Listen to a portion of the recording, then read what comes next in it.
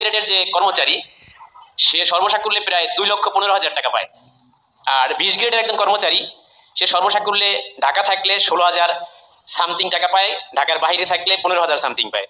তাই 2 লক্ষ টাকার যে একটা বৈষম্য, সে যে বাজারে বাজার করে আমি ওই একই বাজারে বাজার করি। তার যেরকম সোসাইটি আছে, হয়তোবা তার সোসাইটি একটু মানে উপরের লেভেলের, আমার সোসাইটি একটু নিম্ন লেভেলের হইলেও আমরা চতুর্থ শ্রেণীর কর্মচারী হলে কিন্তু আমার বাসা বাড়িতে যে এরা কিন্তু বুঝতে চায় না, তারা কিন্তু ভাবে আমি সরকারি চাকরি করি।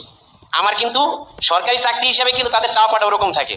এখন আমি সরকারি চাকরি করে আমি যদি ঠিকমতো একটা মেহমান আসলে বাজার করি না খাওয়াতে পারি, সেক্ষেত্রে তাদের কাছে আমরা কি বুঝতে বলতে আমরা সরকারি চাকরি করেও কি আমাদের কোনো কি কোনো ভালো বাজার করে খাওয়ার মতো কোনো টাকা পয়সা আমরা আর্ন করতে পারি না।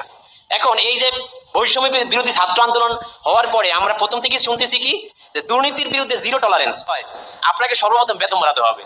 কারণ আমার সোসাইটিকে টিকিয়ে রাখার জন্য আমি অবশ্যই কি আমার বেতনে না হলে আমি অবশ্যই দুর্নীতি করব, এটা কেউ থামাতে পারবে না। কারণ হচ্ছে গিয়ে আমার সমাজ যদি টিকাইতে হয়, আমার বাবার আমি 15,000 টাকা বেতন পাই, আমি বউ পোলা মেয়ে থাকতে পারতেছি না। আমার বাবা আসলো, বাবাকে চিকিৎসা করতে পারতেছি না, মাকে ঔষধ কিনে দিতে পারতেছি না। তাহলে আমার বেতন যে যদি না হয়, আমার চাকরি করে যদি আমার চাহিদা পূরণই না হয়, সেক্ষেত্রে একটা মানুষ কি করবে?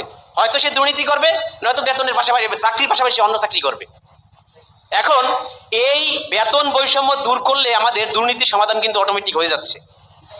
আবার আরেকটা জিনিস আমি লক্ষ্য করছি আমার চাকরির এই অল্প জীবনে, সেটা হলো আপনি সব প্রথম শ্রেণীর কর্মকর্তাদের জন্য লক্ষ লক্ষ ফ্ল্যাট তৈরি করে রাখছেন।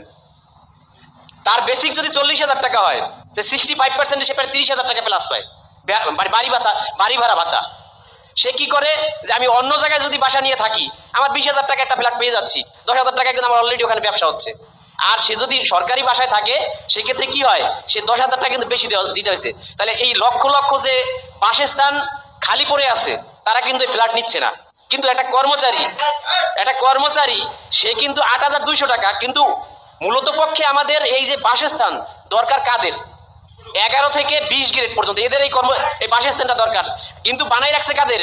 প্রথম গ্রেড থেকে নবম গ্রেড পর্যন্ত আমাদের কিন্তু বাসস্থানের বৈষম্য তৈরি করে রাখছে তারা। মানে তাদের চিন্তা ভাবনাই কি, আমরা আমাদের বরিশালের ভাষা, আমার বাড়ি পটুয়াখালী, বরিশালের ভাষা একটা কথা, মাইন্দার ইজ অলওয়েজ মাইন্দার। মানে আমরা যে ছোট কর্মচারী, আমরা মাইন্দারই থাকবো, আমাদের লাগে কিছু করা যাইব না। আর এরা যে বারবার সুযোগ এরা পাইতেছে, এরা সুযোগ পাইতেই থাকবে। তাহলে বাসস্থান তাদের জন্য করে রাখছেন, লক্ষ লক্ষ বাসস্থান খালি পড়ে আছে, আর আমরা যারা নিম্ন লেভেলের কর্মচারী তাদের বাসস্থানের কোনো খবর নেই। তাহলে আমাদের এই বাসস্থানের জন্য আপনাদেরকে লড়তে হবে।